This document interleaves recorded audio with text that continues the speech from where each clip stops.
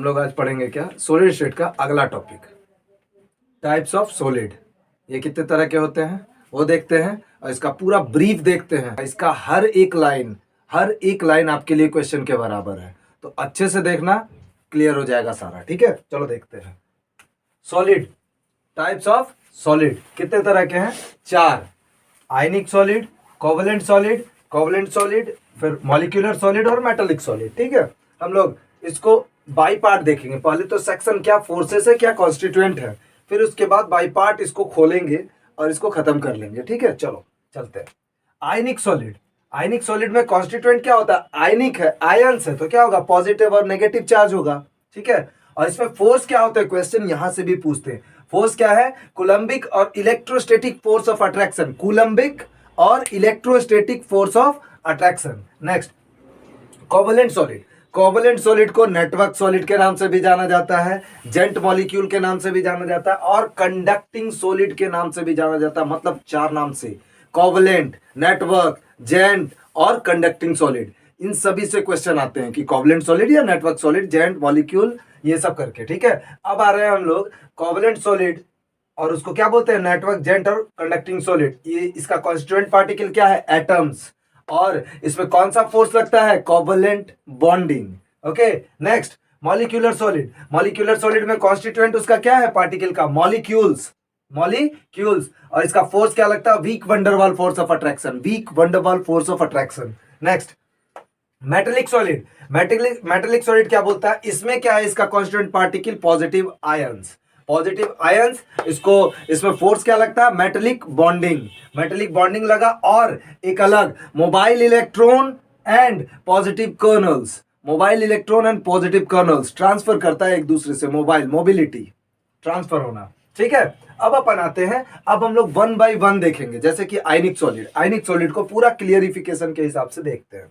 क्या है आयनिक सॉलिड में? बोल रहा है कि ionic solid they are hard and brittle. क्या? Hard and brittle, soluble in water and high melting and boiling point। क्या है ये? Hard, brittle, soluble in water, high melting and boiling point। और एक क्वेश्चन पूछता है कि ionic solid are soluble in polar solvent। Okay, polar solvent।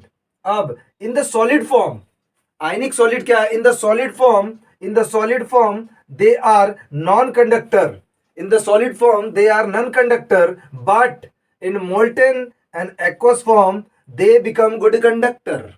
क्या होता है? in solid form they are non conductor और in molten and aqueous form they become good conductor because molten and aqueous form में इसके पास क्या होता है? Free electron होता है और सॉलिड फॉर्म में इसके पास फ्री इलेक्ट्रॉन नहीं होता है। तो फ्री इलेक्ट्रॉन के बारे में हम लोग जानते हो, क्या करता है? कंडक्ट इलेक्ट्रिसिटी, मतलब flow of electron, conduct electricity. Done.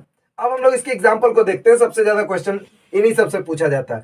NaCl, KCl, MgCl2, NH4 whole 3PO4, CaF2, MgO, ZnS, LiBr, CaO calcium oxide और NaF।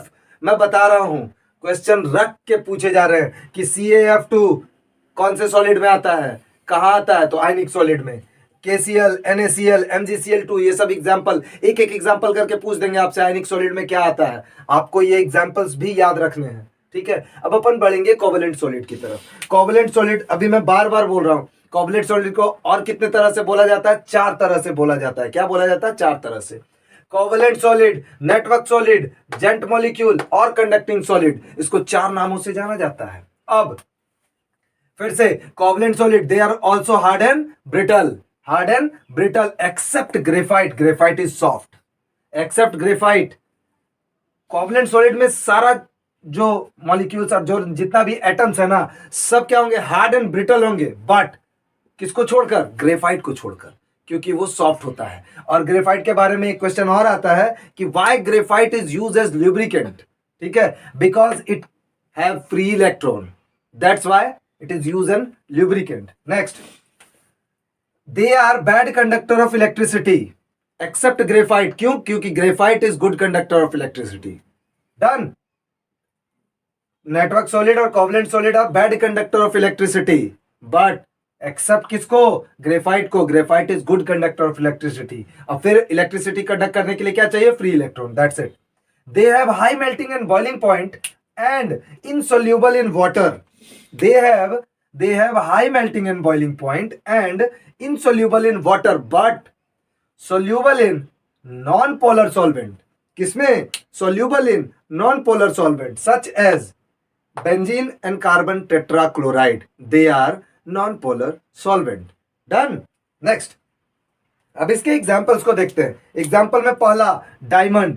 Diamond is covalent solid और नेटवर्क सॉलिड. ठीक है. ये क्या होता है? इसमें फ्री इलेक्ट्रॉन नहीं होने के कारण इसको हम लोग क्या बोलते हैं? Bad conductor of electricity. क्या? Bad conductor of electricity due to unpresence of free electron. अब नेक्स्ट आता है ग्रेफाइट. कार्बन का एलोट्रोप. फिर से ग्रेफाइट के बारे में अभी मैंने बताया क्या है? गुड कंडक्टर ऑफ इलेक्ट्रिसिटी और इसको ल्यूब्रिकेंट में यूज करते हैं और ये फ्री इलेक्ट्रॉन कंडक्ट करता है, इसलिए इसको हम लोग क्या बोलेंगे?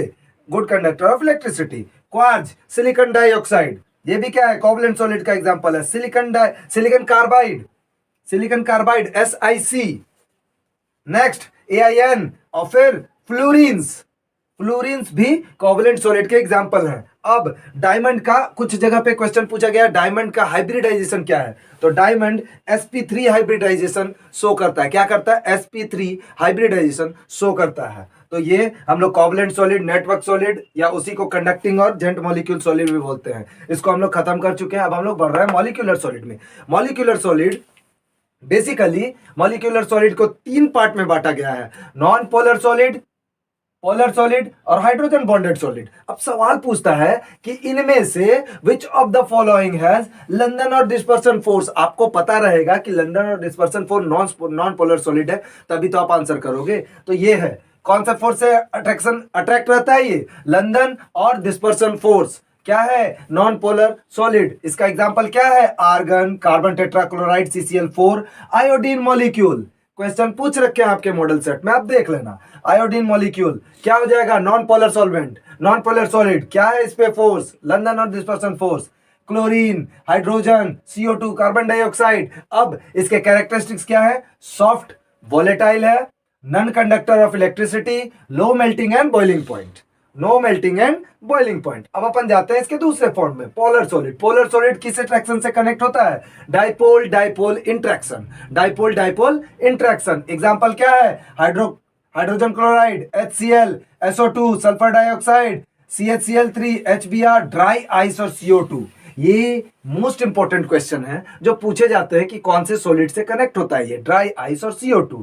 और एग्जांपल में ऑप्शन रहेगा या तो पोलर सॉलिड पूछेगा, पोलर, नॉन पोलर, या तो मॉलिक्यूलर, आयनिक और कोवलेंट करके पूछेगा. तो मॉलिक्यूलर के अंदर ही तो आ रहा है ये पोलर सॉलिड. नेक्स्ट क्या है? Hydrogen bonded. Hydrogen bonded water molecule. Simple सी बात है, सीधी बात. Hydrogen bonded water molecule. इसमें बॉन्ड क्या होगा? Hydrogen bonding. Hydrogen bonding H2O ice, water ice, या NH3 या HF हाइड्रोजन फ्लोराइड. अब जैसे ही हाइड्रोजन बॉन्डिंग का नाम आता है ना, ये बेसिकली हम लोग पढ़ते हैं IIT और नीट के प्रिपरेशन में, हम लोग इन सभी चीजों का यूज करते हैं. बेसिकली आप लोग को भी जानना जरूरी है. ये क्या है? Phone, FON. जब कभी भी हाइड्रोजन बॉन्डिंग का बात आएगा ना तो FON. ये 3 सेक्शन, फ्लोरीन, ऑक्सीजन और नाइट्रोजन. सबसे ज्यादा हाइड्रोजन बॉन्डिंग किसमें होगा? सबसे पहले F, फ्लोरीन, फिर ऑक्सीजन, फिर नाइट्रोजन. अब इसके कैरेक्टरिस्टिक्स देख लेते हैं. स्ट्रिक्टली स्लाइटली हार्ड होता है. It's melting and boiling point is slightly greater. Melting and boiling point is slightly greater. हम लोग बॉइलिंग पॉइंट का एक कैरेक्टरिस्टिक्स नीचे देखेंगे, पहले इन सभी को खत्म कर लेते हैं. तो ये रहा मॉलिक्यूलर सॉलिड. क्या है? Polar, non polar, hydrogen bonded. सबका फोर्स मैंने बता दिया है. अच्छे से इसको रिपीट कर लेना, आपका पेपर में से क्वेश्चन नहीं छूटने वाला है. अब अपन आते हैं 4th number, metallic solid. Metallic solid के बारे में क्या बोला है? कि दे are hard and tough and high melting and boiling point. ये हार्ड और टफ तो होता है, इसके साथ इस कौन सा है? ये high melting and boiling point. Done. और good conductor of heat and electricity. Question पूछा गया है, be careful. Module, model paper और क्वेश्चन बैंक जितने भी आ रहे हैं सब में ये सब क्वेश्चन रख के पूछे जा रहे हैं कि which of the following solid is good conductor of heat and electricity. तो क्या है ये? Metallic solid. Next, they have metallic lustre. इन सभी में क्या होता है? मेटेलिक लक्सचर, विच मींस चमक होता है. और मिलिएबल एंड डक्टाइल. इसको अपन मिलिएबल और डक्टाइल कर सकते हैं. पीट के लंबा भी कर सकते हैं और चौड़ा भी कर सकते हैं. That's it. इसके एग्जाम्पल क्या है? Silver, Ag, iron, Fe, copper Cu, magnesium Mg। ठीक है, नेक्स्ट अब अपन देखते हैं, इसमें एक सेक्शन रह गया है बॉइलिंग पॉइंट्स। अब इन सभी को पढ़ तो लिया, अब पूछा अगर गलती से पूछ दे कि which of the following, 4 example दे दे और सबसे ज्यादा बॉइलिंग पॉइंट किसमें होगा, तो सबसे ज्यादा बॉइलिंग पॉइंट होता है कोवलेंट सॉलिड, नेटवर्क सॉलिड, या इसको क्या बोलते हैं जेंट मॉलिक्यूल और कंडक्टिंग सॉलिड। तो क्या है ये कोवलेंट सॉलिड का सबसे ज्यादा बॉइलिंग पॉइंट होता है। नेक्स्ट मेटेलिक सॉलिड, फिर आयनिक सॉलिड, फिर हाइड्रोजन बॉन्डिंग, फिर पोलर और नॉन पोलर। सबसे कम बॉइलिंग पॉइंट किसका होगा, नॉन पोलर सॉलिड, सबसे ज्यादा कोवलेंट बॉन्डिंग। इन सभी को आपको ध्यान में रखना है और हम लोग बहुत जल्दी इसके अगले टॉपिक पे आने वाले हैं, इसलिए तब तक के लिए थैंक यू, टेक केयर।